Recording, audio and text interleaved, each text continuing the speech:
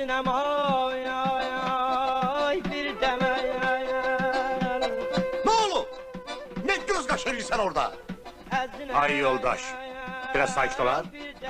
Olar. İyi olmuş.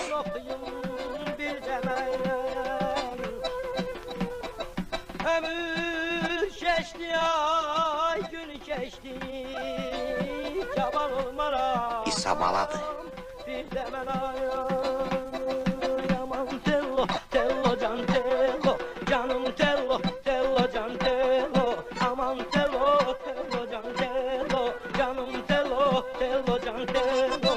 Aman tello tello. Pis oynamalı. Biraz emosya astı.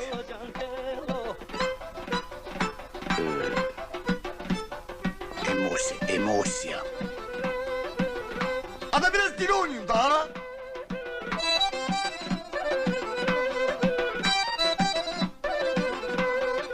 Araz üstte, buz üstte telo, kababı yanar köz üstte telo.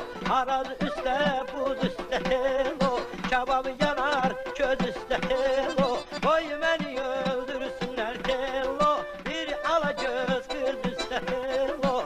İndi necə pis değil. Benim dayım oldu İsa bala. Yaxşı demək olar. Lazım gelse olar. Niye olmur ki?